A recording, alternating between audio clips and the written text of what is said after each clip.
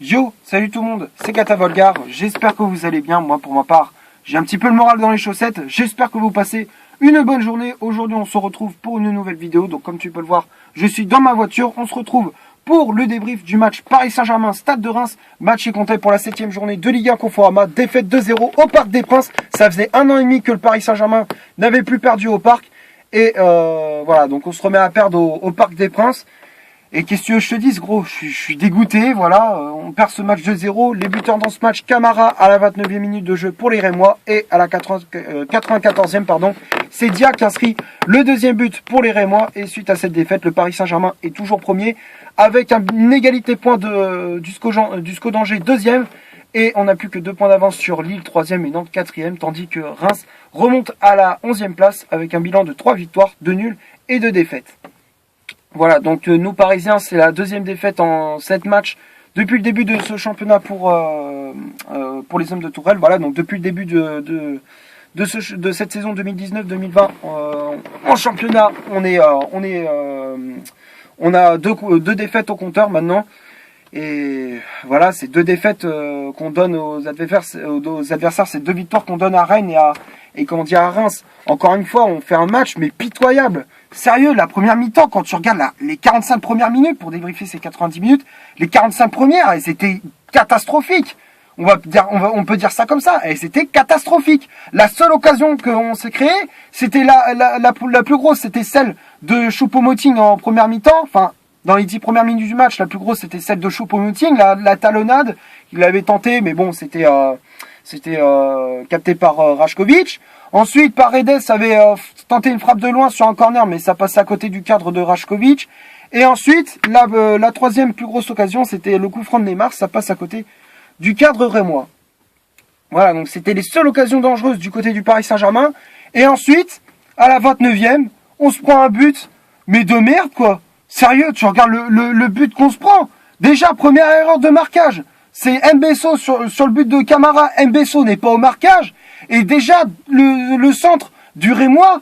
Mais sérieux, Kurzawa, qu'est-ce qu'il fout sur cette action? Et encore une fois, je comprends pas pourquoi il fait jouer Layvin Kurzawa. Qu'est-ce qu'il fout là, Kurzawa? Sérieux. Sans déconner, mais sortez-moi ce mec du 11 parisien. Parce que franchement, c'est plus possible. Il est cuit. Kurzawa, il est cuit. Là, à la fin de la saison, j'espère qu'il va dégager. Déjà, au mercato précédent, je voulais qu'il dégage. Mais alors là, c'est bon. Là, ce n'est plus possible. Là, ça prouve bien qu'il est fini. Ce mec-là, il est terminé. Qu'il change de sport. Parce que franchement, ce n'est plus possible. J'ai allumé la lumière parce qu'on était dans le noir. Voilà. Donc on se prend ce but à la 29e. Mi-temps, on est mené sur le score de 1-0. Et seconde période, pas de réaction. Pas de saut d'orgueil, pas un sursaut d'orgueil, rien, pas de déclic, rien.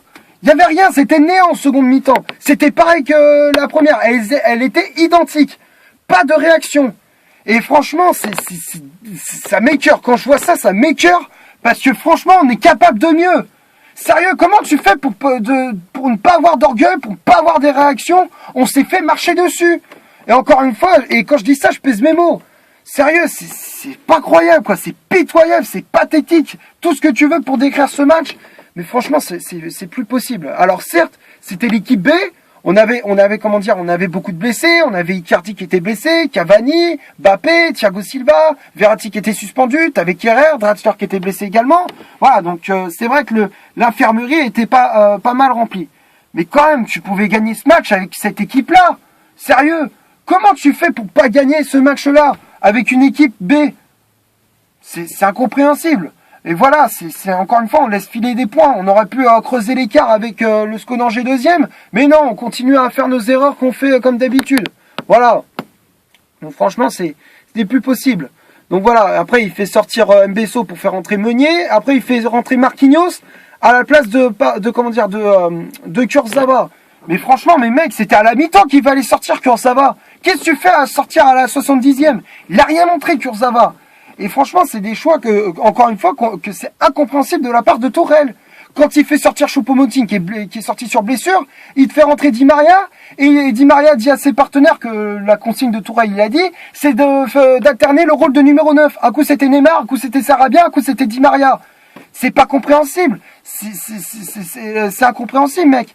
Comment tu fais pour faire ce genre de tactique? Normalement, je sais pas, tu fais du poste pour poste, tu fais rentrer un attaquant, un numéro 9, quoi. Même si c'est un jeune, tu t'en fous, tu fais rentrer un numéro 9 et puis voilà, tu gardes ton 4-2-3 ou ton 4-3-3, je sais pas. Mais en tout cas, il faisait, à chaque fois il changeait. Un coup tu passais une défense à 3, un coup tu faisais un 4-3-3, un coup c'était un 4-2-3-1, mais bon, voilà, c'est des choix incompréhensibles. Et en plus, à la 94e, on se prend ce but. Magnifique Cézo, voilà, de la part de Dia. Rien à dire, franchement, il est magnifique ce but. Franchement, il y a rien à dire. Ils ont été au-dessus de nous. Et puis voilà, ils ont gagné le match 2-0. Voilà, donc on va passer maintenant à la composition d'équipe de Thomas Tuchel. Voilà. Donc la compo, ça a été un 4-3-3. 4-3-3 de merde. Voilà, encore une fois, je l'avais dit, il faut qu'il arrête avec le 4-3-3. Il devrait passer au 4-2-3-1. Avec Navas dans les buts du Paris Saint-Germain. La charnière centrale, c'était Abdou Diallo associé à Presnel Kimpembe avec le brassard de capitaine. Kimpembe qui était capitaine d'un soir à la place de Thiago Silva blessé et de Marquinhos laissé sur le banc. Mbesso, latéral droit. Kurzawa, latéral gauche. Paredes en poste de sentinelle. Herrera et Bernat en poste de milieu relayeur. Ça, je comprends pas pourquoi il met Bernat en poste de milieu relayeur. Dans ce cas, il a qu'à mettre le jeune Aouchiche. Tu mets Bernat latéral gauche et tu mets le jeune Aouchiche à la place de Kurzawa parce que Kurzawa, c'est une catastrophe. Voilà. Et ensuite, le trio d'attaque, bon, c'est Choupo-Moting en pointe, Sarabia, ailier droit, et Neymar, ailier gauche. Voilà, après, il y a les remplaçants, comme je disais, qui étaient entrés en jeu. Il y avait Di Maria qui était entré en jeu à la place de Choupo-Moting, sorti sur blessure. Marquinhos qui était entré en jeu à la place de Kurzawa. Et Thomas Meunier à la place d'Mbesso. Voilà, donc pour la composition d'équipe, moi, personnellement, j'aurais pas fait ces choix-là. Personnellement, ce que j'aurais fait, s'il veut garder son 4-3-3, dans ce cas, il sort Kurzawa, il met Bernat latéral gauche et il met Aouchiche en poste de milieu relayeur. Voilà, contre Metz, il avait fait un bon match. Et là, je sais pas pourquoi il le titularise pas. Voilà. Et à la limite, je veux bien qu'il fasse jouer Paredes en 6, mais quand même, Paredes, il a été inexistant lui aussi. Le mec, c'était Draxler numéro 2. Sans déconner, Paredes, il a servi à quoi pendant 90 minutes? À rien. Il a servi strictement à rien. Voilà.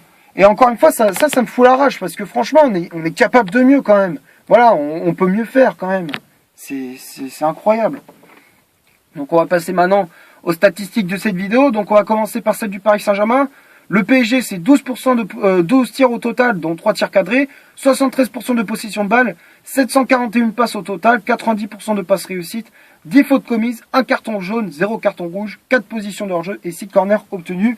Donc tout ça, c'est du côté du Paris Saint-Germain. Côté rémois, c'est 13 tirs au total, dont 2 tirs cadrés, donc 2 buts, 27% de possession de balle, 277 passes, 73% de passes réussites, 11 fautes commises, 2 cartons jaunes, 0 carton rouge, 1 position de hors-jeu et 6 corners obtenus par les Rémois. Voilà, donc quand tu regardes les statistiques, Reims a été plus réaliste que nous. Nous, on avait la possession de balle, mais et comme je dis plusieurs fois, la possession de balle ne fait pas tout. Voilà, et la preuve, on avait la possession de balle et on perd ce match 2-0. Voilà, donc on va passer maintenant au top et au flop de cette vidéo. Donc les flops pour moi, donc on va commencer par Keylor Navas. Navas, pour moi, c'est le flop parce que franchement, Navas, on ne l'a pas reconnu. Sérieux, les 2 buts qu'il se prend. Alors le premier, bon, il aurait pu la sortir parce qu'il l'a touché, il l'a dévié à moitié. Mais voilà, le deuxième, bon, il peut rien faire, mais quand même, les relances dans l'axe et tout, franchement, c'est d'habitude, c'est pas le Keylor Navas qu'on voit. Là, Navas, il a fait des relances dans l'axe. Sérieux, et franchement, ça aurait pu être l'addition aurait pu être bien plus lourde si les relances elles étaient si Kimpembe et Diallo ils avaient stoppé les balles, parce que sinon on serait pris des pions, hein. Encore plus que on aurait pu se prendre 3-0, 4-0, hein. Ah oui, parce que franchement Reims ils étaient nettement au-dessus de nous, hein. Voilà. Donc ensuite Diallo et Kimpembe. Diallo, je le mettrais quand même dans le flop parce que pour moi il y a eu beaucoup de pertes de balles aussi, perdu beaucoup de ballons même s'il s'est rattrapé par moments. Mais quand même, beaucoup de pertes de balles, pas de sérénité, rien. Franchement, Diallo, pour moi, il m'a vraiment déçu. Kimpembe, je le mettrais dans le top parce que quand même, ça a été le seul Parisien défensivement qui a été correct. Voilà, il a apporté un peu de combativité. Voilà, donc c'est vrai que Kimpembe, dans ce match-là, il a quand même été plutôt correct. Voilà, donc je l'encourage à continuer sur cette lancée. Après, Mbesso, je veux bien qu'il soit jeune, mais quand même, les erreurs qu'il fait, c'est inévitable. Franchement, tu peux les éviter, je veux dire. franchement, c'est Mbesso sérieux. Sur le but sur le pion qu'on se prend, normalement, il devrait dégager ce ballon de la tête. Là, il était spectateur sur cette action. Et après, il se fait bouffer sur son côté, voilà. Donc Mbesso, pour moi, il a rien apporté. Après, offensivement, voilà, c'est rien quoi. Franchement, Mbesso, c'était vide. Franchement, donc pour moi, Mbesso, c'est le flop. Et ensuite, Kurzawa. Mais alors, Kurzawa, c'était un fantôme. C'était catastrophique pour moi. Le mec, il sert à rien dans le 11 de départ. On jouait pendant 90 minutes, pendant plus d'une heure, on jouait à 10 contre 11 avec lui. Sérieux, Kurzawa, pour moi, c'est plus possible. Là, il est cramé, il est cuit pour moi. Donc franchement, on devrait changer. Donc pour moi, Kurzawa, c'est le flop. Ensuite, Paredes, le flop total aussi. Pour moi, Paredes, il a rien apporté. Il marchait sur le terrain. Voilà, dès qu'il avait le ballon, le jeu il était à l'arrêt. Franchement, avec un mec comme ça, tu peux rien faire aussi. Il apporte rien. Sur le terrain, il apporte rien. Alors que pourtant, il devrait saisir sa chance. D'habitude, il est sur le banc des remplaçants. Et là, il a l'occasion d'être titulaire, de montrer tout son talent. Là, il montre rien. Ça c'est ça qui m'énerve. Voilà. Alors que Paredes, pourtant, il est capable du mieux. Il est capable de mieux faire, quoi. Voilà. Donc, Paredes, pour moi, c'est le flop. Herrera, bon, dans l'ensemble, ça a été plutôt correct. On va pas dire, bon, c'est pas le match de l'année pour lui. Mais voilà, il a fait quand même une bonne prestation, il a quand même ratissé pas mal de ballons, il a essayé de trouver des solutions, mais le pauvre, il était à court de solutions. Donc voilà, quand même, dans l'ensemble, Herrera, il a fait quand même un bon match, on peut dire ça comme ça. Bernat, bon, c'est pas son poste de habituel, mais quand même, quand il a retrouvé son poste de latéral gauche, j'ai trouvé meilleur. Voilà, en poste de milieu de terrain, voilà, il a pas apporté énormément au milieu de terrain, mais quand même, voilà, quand il a retrouvé son poste de latéral gauche, on a retrouvé le vrai Bernat performant et efficace. Donc pour moi, Juan Bernat, je le mettrais dans le top.